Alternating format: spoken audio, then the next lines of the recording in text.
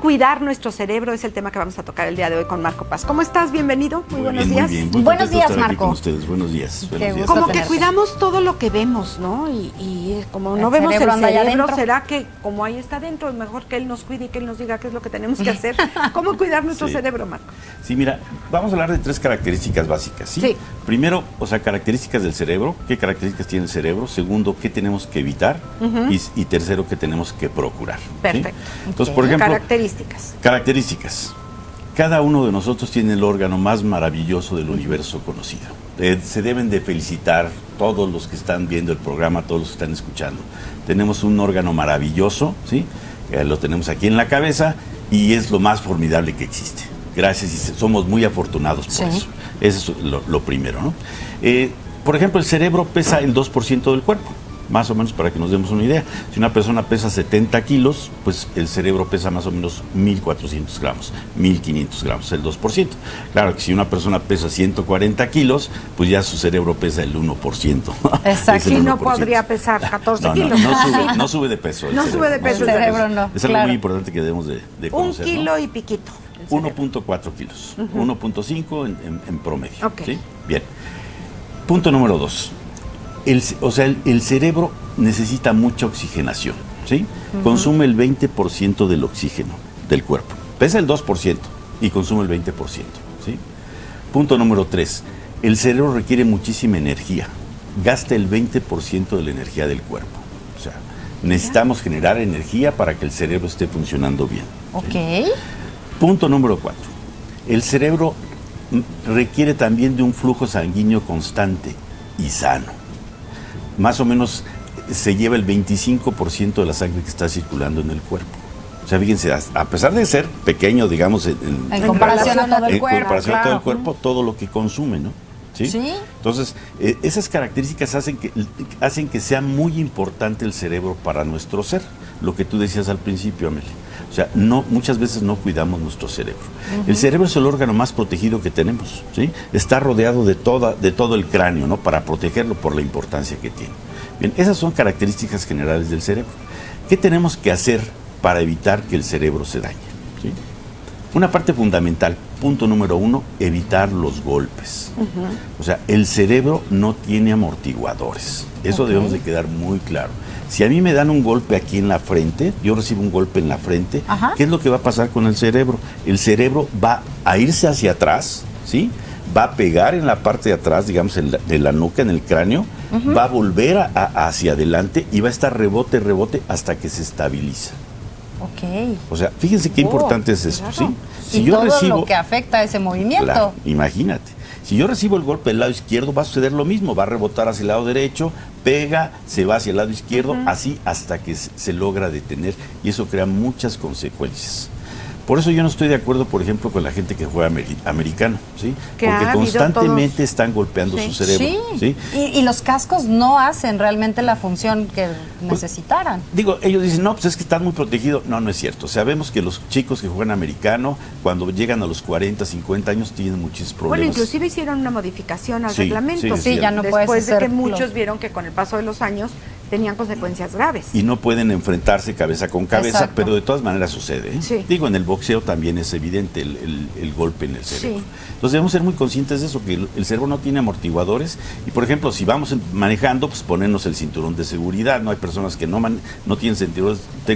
Conozco un caso de una persona que no se puso el cinturón de seguridad. Iba a gran velocidad, se voltea, rebotó por todos lados y las consecuencias fueron trágicas, ¿no? Estuvo la persona padeciendo como 2 años hasta que murió, ¿sí? Bien. A consecuencia de los golpes en el cerebro. A consecuencia de los golpes en el cerebro, sí. Exacto. Entonces, eso es lo que tenemos que evitar, ¿no? Es muy importante los golpes. Segundo, evidentemente, la presión arterial alta. La presión arterial alta puede dañar de manera significativa al cerebro, por lo que puede provocar dentro de las arterias y venas que transitan. Y por el consumo de sangre que nos mencionabas. Así es, si transita el 25% de la sangre, pues esa sangre debe ir a una presión adecuada, claro. Porque si no puede generar rupturas a nivel de las arterias o rupturas a través de los vasos sanguíneos dentro del cerebro y se genera una hemorragia que puede ser trágica, ¿no? Trágica. Claro. Pues la presión arterial es muy importante que la cuidemos también. Otro concepto que debemos de cuidar, evidentemente, pues es la alimentación, ¿no? Tener una alimentación adecuada. Colesterol, triglicéridos. Exacto. Que las arterias no estén tapadas. La sangre esté libre de esas cosas, ¿no? Colesterol, triglicéridos y ya sabes, todas las cosas que la grasa, por ejemplo, la grasa, ¿sí? Tenemos que evitar también muchas cosas, por ejemplo, como hacer ejercicio es muy importante, ¿sí? Entonces, la pasividad mata al cerebro. Sí. Debemos de tener nuestro cerebro activo, ¿sí? Tener un cerebro activo, o sea, no dejarlo pasivo. Sabemos, por ejemplo, que un cerebro activo, tenemos un concepto en el cerebro que se llama neurogénesis. ¿Qué es la neurogénesis? Es el nacimiento de nuevas neuronas. Todos los días nosotros estamos fabricando nuevas neuronas. A pesar de que fuimos dotados de 100,000 millones de neuronas, ¿sí? Todos los días estamos fabricando nuevas neuronas. ¿Se van muriendo también día a día? Sí. ¿Y por eso la regeneración? Si tomas, si en exceso, si te drogas, pues estás matando neuronas, ¿no? Pero este concepto de la neurogénesis se genera en el hipocampo, es un organito que tenemos en el sistema límbico. Ahí se da la producción de nuevas neuronas. Pero se va a dar solo si nosotros tenemos nuestro cerebro activo. ¿Y qué es tener nuestro cerebro activo? Que siempre estemos aprendiendo, que siempre estemos en la resolución de problemas, estar teniendo el cerebro totalmente activo. Es muy importante para efecto de la neurogénesis, ¿sí? Hay personas que tienen su cerebro pasivo y no están generando nuevas neuronas, porque no están aprendiendo nada todos los días. ¿Sí? Hacer sudokus, armar rompecabéis, todo eso nos ayuda a tener el cerebro activo. Sí, los ejercicios cerebrales son muy buenos. Sí. Yo hablo mucho del ajedrez, que para mí es Pero la hay mamá gimnasias cerebral también, hay muchísima sí, literatura de gimnasia cerebral. Sí. Entonces, cuidar mucho eso. Evidentemente ya hemos hablado mucho del ejercicio. El ejercicio es fabuloso para el cerebro, además de para todo el cuerpo, ¿verdad? Sí. En el ejercicio se fabrican, o sea, los músculos, ya sabemos que los músculos forman parte del sistema endocrino del cuerpo. O sea, antes no se sabía eso. Los músculos van a generar un químico que se llaman mioquinas. Estas mioquinas se van a regar por la parte sanguínea y van a llegar hasta el cerebro y lo van a alimentar. Ok. Otra parte muy importante cuando hablábamos de los golpes es... Nosotros tenemos dentro del cerebro lo que se llama el líquido cefalorraquídeo.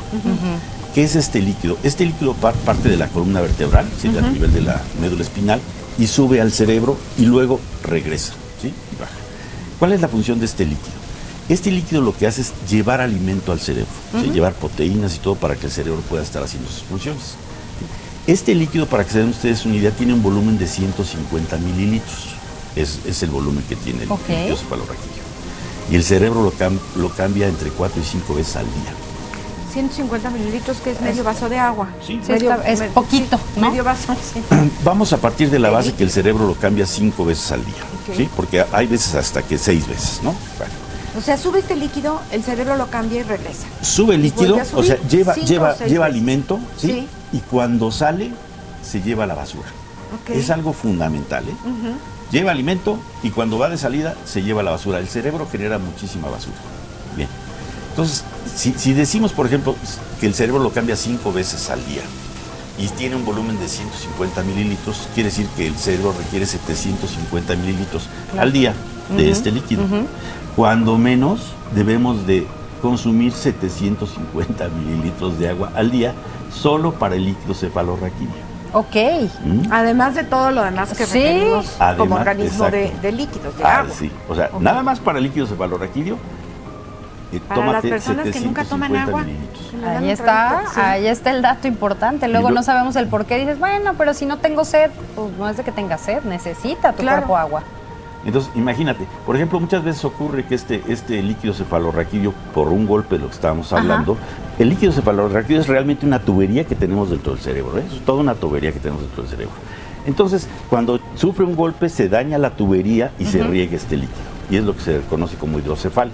Se empieza a regar el líquido cefalorraquídeo y empieza a dañar el cerebro. Por eso está la importancia de los golpes. Entonces, simplemente, nada más para darle agua al líquido cefalorraquídeo y pueda generar su función, necesitamos ese consumo de 750 mililitros. Por lo menos mililitros, perdón, de agua. Mililitros de agua, ok. Evidentemente, las emociones negativas sabemos que dañan al cerebro. El estrés, la ansiedad y la depresión dañan al cerebro, entonces debemos de cuidar eso porque si no la repercusión a futuro, ¿sí? va a ser muy, muy fuerte, ¿no? otra de las cosas que van a dañar el cerebro. Eso de, ya oíste la noticia, que qué horrible, mejor no ir, o hacer de alguna manera que no te afecten, ¿cómo poder hacerlo? Exacto. O sea, hemos hablado mucho, Amelia, aquí de la armonía y paz interior. Sí. Y la armonía y paz interior la voy a lograr cuando yo no permito que cosas externas afecten esa armonía. Exacto. Sí, ese es un hábito que debemos de crear. Porque estamos alimentando el cerebro, de bueno o de malo. Exacto. ¿No? De buenas noticias o de malas noticias. Y hay personas muy emocionales que se enganchan con empiezan, digo, todas las noticias que pasan, el 80% o 90% son negativas. Exacto. ¿Sí? Y se enganchan, no, pobre, la persona que la violaron y está sufriendo eso. ¿Cómo para qué? ¿No? ¿Cómo para qué? Haz lo que puedas hacer. ¿Hay alguna satisfacción? Porque veo recurrente, digo, hay amistades que hasta parece que gozan el estar viendo las noticias negativas, estar viendo todo y ve y mira y fíjate y vamos a ver cómo mataron a tal y vamos. ¿Hay alguna satisfacción para esas personas? Una especie de morbo, ¿no? Pero como yo digo mucho, o sea, cómo percibes las cosas va a depender de tu estructura mental. Sí, claro. ¿Sí? A veces es definitivo. Tú no percibes lo mismo que yo percibo, ni tú lo mismo que yo percibo. ¿Sí? Va a depender de tu estructura mental el nivel de percepción. ¿Sí?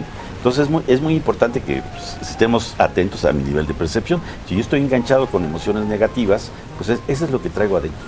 ¿Puedes cambiar tu nivel de percepción?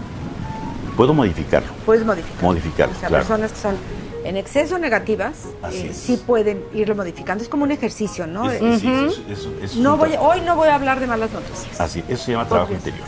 Se llama trabajo interior. Sí. Y cuesta mucho trabajo. No. Pero se logra. No cuesta tanto trabajo. La cuestión tomar es la decisión. Es que las personas que son en exceso y estarte negativas, autoobservando. Muy importante. Estar muy conscientes de qué hablo, qué digo. ¿Y en qué estoy pensando? ¿Qué emociones gobiernan mi vida? Hablo mucho aquí en el programa del diario emocional, ¿no? ¿Qué emociones estuvieron en mi día? Apuntarlas y trabajarlas para tener eso de no estar enganchado en cuestiones negativas. Evidentemente el estrés, ya lo dije, la ansiedad y la depresión, nefastas para el cerebro. El cerebro se enferma, debemos ser conscientes de eso. Y un cerebro enfermo no va a generar todo el proceso cognitivo, emocional e instintivo de manera adecuada. O sea, tiene todas las capacidades para funcionar como debe, pero también si le estamos alimentando, no le damos agua y por otro lado lo alimentamos de cosas negativas, bueno, pues entonces no va a estar contento nuestro cerebro, exactamente. ¿En dónde te encontramos, Marco?